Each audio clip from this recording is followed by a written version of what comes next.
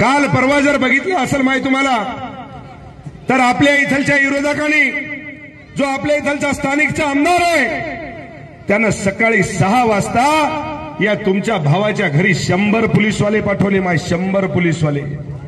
किती पोलीसवाले पाठवले?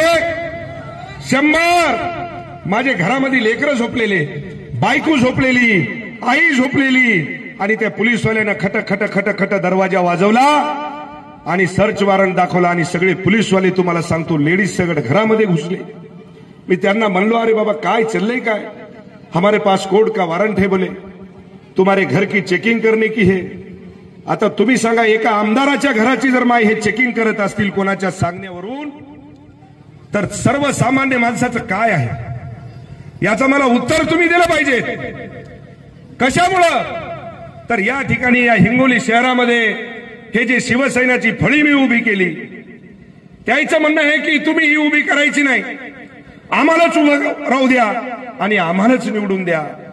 अरे लोकांनी तुम्हालाही निवडून दिलं असतं, तुम्ही जर चांगलं काम केलं असतं, तुम्ही जर कुठे एखाद्या अड्ड्यावर जर सापडले नसते, तर या मायबाप जनतेने तुम्हाला सुद्धा तळहातावरच्या फोडासारखं वागवलं असतं. ध्यानात ठेवा. हे संतोष बांगर चुकीचं कधीच करत नाही. मी जे बोलतो ते अंतःकरणातून बोलतो. या संतोष बांगरनं गरिबी बघितलेली आहे की गरिबी काय असती.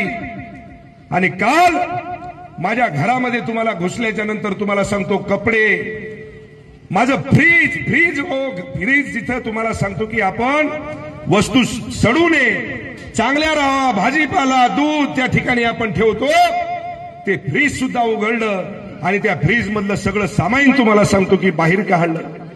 हे जर अत्याचार तुमच्या भावावर होत असेल तर मला वाटतंय ही मायबाप जनता त्याचा वचपा घेतल्याशिवाय राहणार नाही. ध्यानात ठेवा.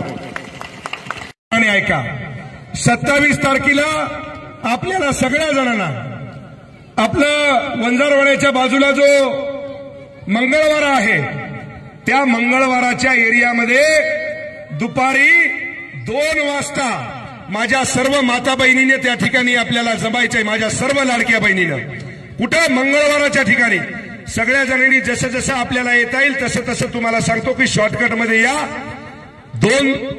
27 तारखेला दुपारी 2 वाजता आजच्या ठिकाणी तुमचा भाऊ आपल्या सगळ्यांना हात जोडून विनंती करतो की तुमच्या भावानं तुम्हाला त्या ठिकाणी बोलवलंय, तुम्हाला त्या ठिकाणी मी निराश करणार नाही.